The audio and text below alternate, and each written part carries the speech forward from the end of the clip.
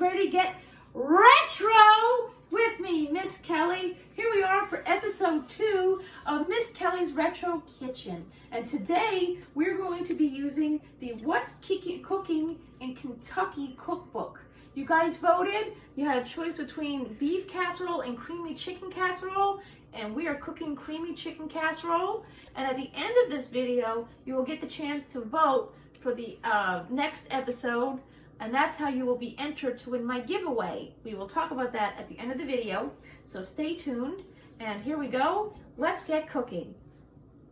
So I have my apron on because we don't want to get our retro vintage clothing dirty. Again, today we're going to be making the creamy chicken casserole. This is going to be out of the What's Cooking in Kentucky cookbook. This is a cookbook that I had acquired through an Amazon, eBay lot. Sorry, not Amazon. Amazon doesn't do lots that I know of. If they do, let me know. If you have any old cookbooks you'd like to donate to the Miss Kelly Retro Cooking Show, let me know. Or if you know somebody who sells them at a reasonable price, I'd be more than willing to help somebody, especially a small business type. So we're going to just talk a little bit about Kentucky, since we're going down to Kentucky. And first off, we're going to talk about the history of Kentucky. Kentucky was granted statehood as the 15th state in the United States in 1792. It was the first United state west of the Appalachian Mountains. Kentucky got its name perhaps derived from the Iroquois word prairie. Okay, and Daniel Boone, Kentucky, was Kentucky's most prominent explorer, and many immigrants followed the trail he blazed through Cumberland Gap, known as the Wilderness Road. Okay, and this recipe, which is right here, is from a town called Ashland, Kentucky. And Ashland, Kentucky is in the northeastern part of Kentucky. Prior to European colonization, it was home to the Adena culture, Hope culture, the Armstrong culture, and 4 ancient Native American groups, and later the Shawnee. Scottish immigrants, a Scottish American settlement in 1783. In the 1800s, iron deposits were discovered in Ashland, which led to an influx of industry over the 2 centuries. Isn't this fabulous? Okay, so are we ready to get retro and make this creamy chicken casserole? I don't know if I've ever had a creamy chicken casserole like this. Usually casseroles for me come from Stouffer's out of a box, but we're not going to do that anymore. We're here on the Miss Kelly Retro Cooking Show, and we are not doing any more Stouffer's in this house anymore. So let's get retro and get this casserole ready to go. Okay, first things first, this recipe asks for a cooked chicken without salt until tender. We have to remove the bone and dice and reserve the broth. Now, I could have done this part a very modernized way, but I decided not to do that completely. So as in a cooked chicken, we decided to take a whole chicken that I had already in my freezer, and I slow cooked it in the slow cooker, the crock pot, all day in a high heat with some with mirepoix mix, water, and a little bit of Mrs. Dash. Now, Mrs. Dash does not have salt, so this says do not add salt to this recipe. So I had used the Mrs. Dash onion and herb. See, it's salt-free. As a bariatric person, I'm not really allowed to have a lot of salt, so I have all different kinds of Mrs. Dash. So I will show you the chicken in the crock pot. Okay, as you can see, this whole chicken has been simmering in this crock pot all day with mirepoix mix. If you don't know what mirepoix mix is, mirepoix mix consists of carrots, onions, and celery. And I added water, and of course the Mrs. Dash salt-free onion and garlic seasoning. And we're going to dice this up, and we're going to add this to our chicken dish. Okay, so we cut up 3 cups of the chicken that was in the crock pot, and here it is. So right now we're going to combine this 3 cups of chicken with half a cup of celery.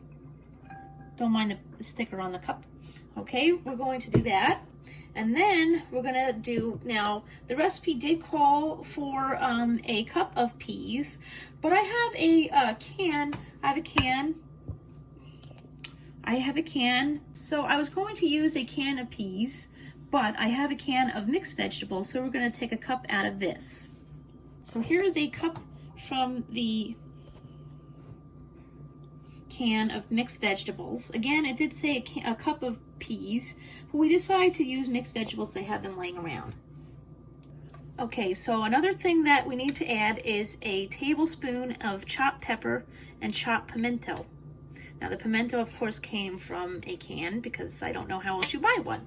Okay, so the next thing we need to do, okay, so now we're going to melt 4 tablespoons of butter. Okay, and then once that is melted, we're going to add the chicken stock from the chicken that we had cooked, along with some milk and some flour. Okay, now that the butter is melted, we are adding our 1 cup of stock and our 1 cup of milk. Stop that for a minute. And we're going to add 4 tablespoons of flour. Okay, now that this is all creamy, we're going to add our chicken mixture to it. Okay, all right, we're going to mix it all in. This is the creamy chicken casserole part. All right, looks pretty creamy. All right, once it's all mixed in, all right, we're going to add now. Okay, so here's another thing we're going to add 2 cups of noodles. We're adding 2 cups of noodles. They were not cooked in salt. 2 cups, 3 cups bluefish. And then we're going to mix this all in. There you go. Okay, so we're going to spoon our casserole into the dish. Okay, like so. It's very creamy. It's got a lot of liquid to it. Make sure you mix it all around. It smells really good. Okay.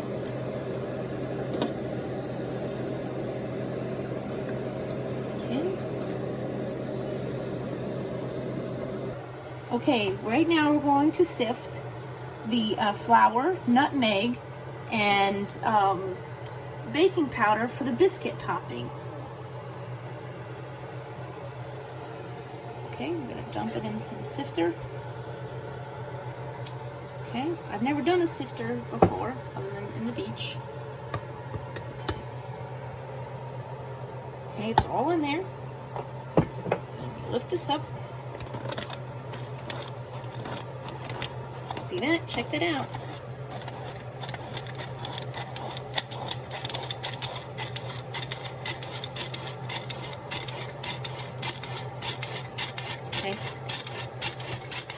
Okay, as you can see, here is the flour mixture. It's all sifted and ready to go for the next round. Okay, we have half a cup of vegetable shortening, and we're going to cut in 1 egg. Okay, 1 teaspoon of water. Okay, we are going to add all of our wet ingredients, and we're going to mix it together. Okay, we're just going to whisk this in together and get it all mixed in, and then we're going to get our board and we're going to roll it out. Okay, so here we go. We are going to need our mixture here.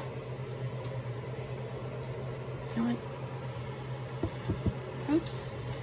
Okay, we're going to knead it. We've floured our board. We're kneading our mixture for our biscuit topping. See, there we go.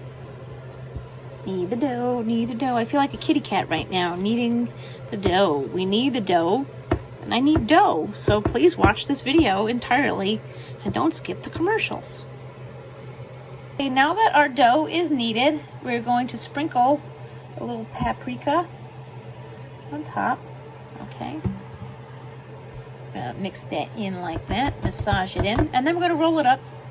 Now that our dough is rolled up, we are going to cut into 1-inch thick slices. Now children, hopefully there's no children watching, but don't play with knives. So we're going to cut in 1-inch slices, and now I know that's probably more than 1 inch.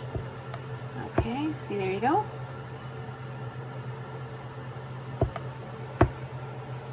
Okay, we have preheated our oven to 450 degrees, and now we're going to place our biscuits topping on top. See, just like that. Doesn't this just look like it came out of a can? I almost did that too, but I didn't want to cut any corners with you guys if I can. So we're going to put that on top. See how nicely letting the chicken mixture sit. It got really very creamy, hence the creamy chickenness. So we're going to arrange the biscuit topping. Okay, our biscuit topping is arranged, and I'm about to put it in the oven. Okay, so I put the biscuits, creamy chicken casserole all together in the oven. So now we are going to use our handy dandy retro Campbell soup timer, and we're going to set our timer for 30 minutes. Oops. Uh-oh. That didn't go right. But here on the Miss Kelly Show, things may go right, things may not go right. So here we go. We're going to, whoops, our timer is now set for 30 minutes. I'll check back with you guys in 30. Bye.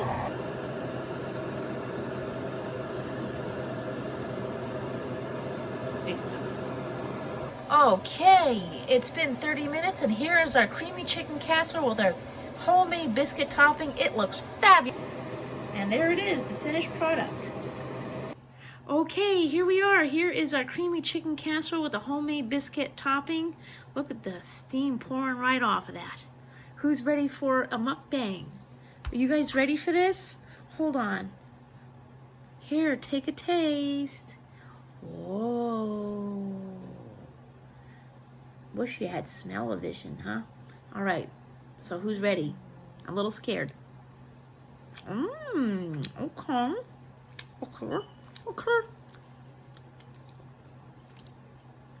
This tastes really, really good. It's all natural because there's like no salt. Just use seasonings. Here, you want another forkful? Hi. Here you go.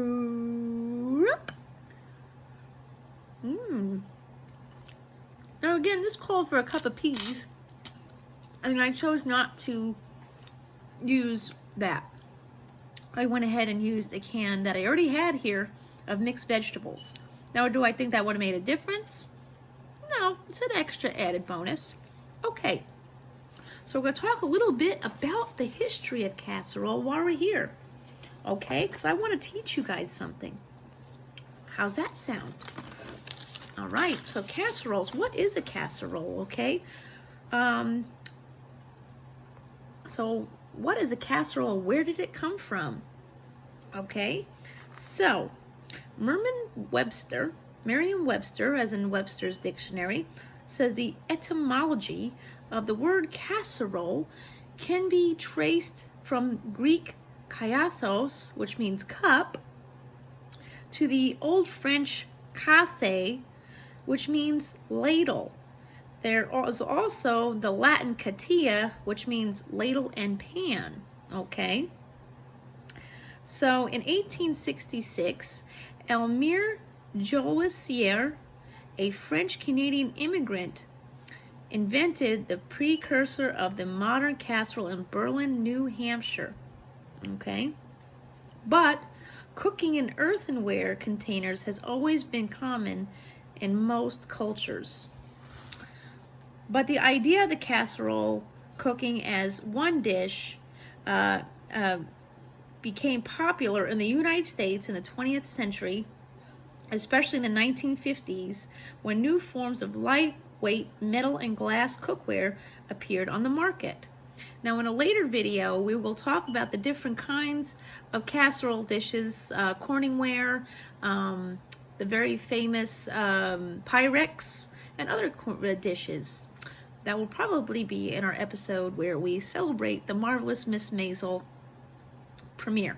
Okay? So, any casserole served hot in a single dish can be called a hot dish, and usually consists of a starch such as pasta or potatoes. Usually consists of a meat, but primarily ground beef, except for today we're using chicken, veggies, and of course canned soup, typically of the cream of mushroom kind. Every casserole has a binder. The binder is the sauce, which holds the ingredients together. And today we made the creamy casserole sauce. So this would hold the ingredients together. And then, casserole toppings, they are used as a variety for color or variety in texture. It protects the proteins in the ingredients in the pan. So, this was creamy chicken casserole. Oh, we gotta taste the biscuit part. Now this was a homemade biscuit. Now totally 100% made, not from a can or a box. So here we go. Oh, I love that. The nutmeg gives it a really nice flavor. That's good. Very flaky. Did you guys enjoy this video? Oh, hold on. Want a bite of my biscuit? Well, butter me up and call me a biscuit. Yum, yum. Have a biscuit. Okay, hopefully you guys really enjoyed this video and the last one. That video link will be up above. Please make sure you go over to that video and vote, even though we already made the creamy chicken casserole. In order to be entered in my giveaway, you have to go and vote. Just put chicken or beef at this point, it's fine. And then in this video, you also must vote for the episode that will air on November 7th. Okay, what are we voting for? We're going to vote for the losing recipe. There are no losers on the Miss Kelly channel, but the recipe that did not win, which was the beef casserole. So you're going to vote for either the beef casserole or a pork chop potato casserole. Okay, so comment below if you want to see me make the beef casserole or a pork chop potato casserole. And we're going to take one more bite. Who wants one more bite? You don't get dessert if you don't get another bite. And don't put your elbows on the table. That's rude. I can't wait to do the next episode. I hope you really guys enjoyed it. And the live drawing will be on November 3rd. So all entries must be in by November 1st to be counted. And you must be there on November 3rd. If you're not there, you can't win. Okay, so hopefully you guys really enjoyed this as much as I did. It was so much fun going back in time. Again, you got to vote for either beef casserole or pork chop potato casserole for the next episode, which will air on November 7th. It's all going to be coming out of our What's Cooking in Kansas cookbook. And I'll see you later. Remember, kindness is free, so spread that, not cooties. Socially distance and wear your mask.